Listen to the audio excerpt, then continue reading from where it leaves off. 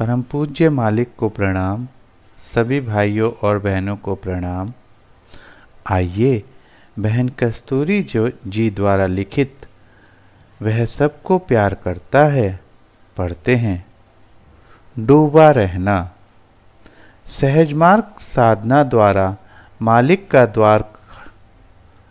का द्वार खटखटाने के लिए ध्यान में डूबे अंतर्मन की लगन जब सतत लग जाती है, तब बहुधा अंतर में मैंने ऐसा अभ्यास पाया है कि मानो खोजी मन और मालिक कहीं आसपास हैं।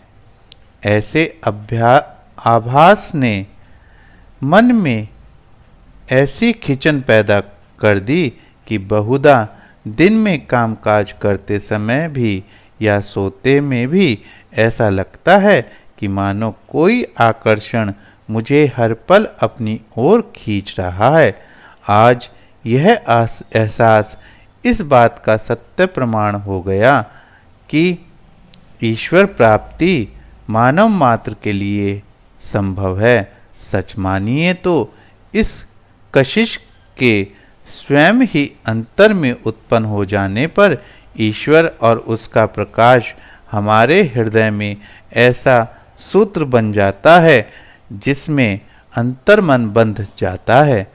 अब ध्यान में बैठने की यही मानना सपोज करना समाप्त हो जाती है कि ईश्वर हमारे अंतर में है, वरन तब से मानने शब्द को अंतर स्वयं में ही प्रवेश ही नहीं देने देते।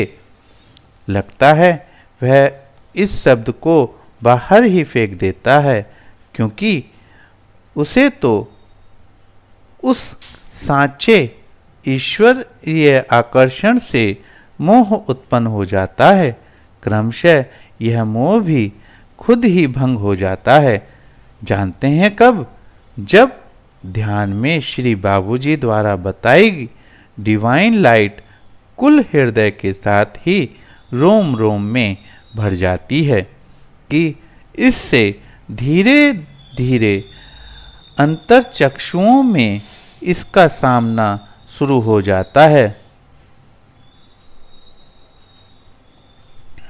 और वहीं हमारे अंतर में ईश्वर के आविर्भाव को प्रकाशित कर देता है। परिणामतः दिन भर काम में हम चाहे कितने भी व्यस्त क्यों ना हो, किंतु हमें यह ध्यान बराबर रहने लगता है कि जो हमारे अंतर में विद्यमान है उसकी सामीप्यता कभी न ओझल होने दें। इतना ही नहीं, ध्यान अपने दामन में इस दिव्य को समेट पाने के लिए सतत प्रयत्नशील रहने लगता है और वियोग की व्यथा पैदा हो जाती है। कैसा सुंदर एवं पावन चित्रण हमें अंतर में मिलता है कि एक ओर तो ध्यान बराबर उस दैविक सामीप्यता के एहसास का सुख स्वयं में भर लेना चाहता है और दूसरी ओर इससे ही योग पाया हुआ अंतर्मन ध्यान में लय रहने लगता है, जो उस सामीप्य के सतत सेक से पगा हुआ अंतर में विद्यमान ईश्वर की ओर उन्मुख रहकर ऐसी परिपक्व अवस्था पा लेता है कि फिर लौटकर पीछे देखना भूल जाता है।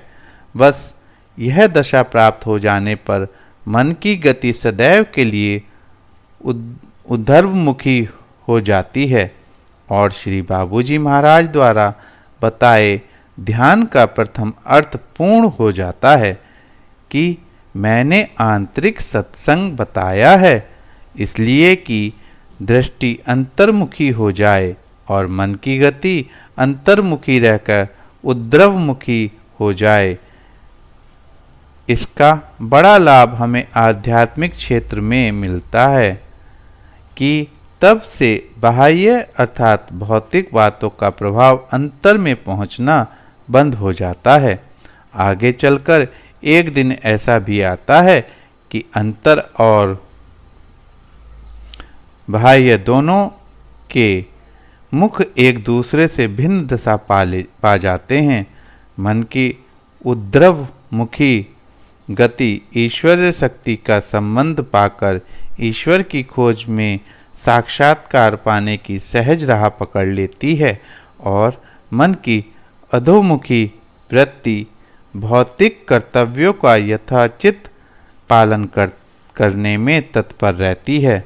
एक अद्भुत दशा यह भी हो जाती है कि अधोमुखी वृत्ति शरीर व माइंड का सहारा देती है और उद्रवमुखी वृत्ति ध्यान में डूबी हुई ईश्वर की खोज की दिशा में अग्रसर हो जाती है।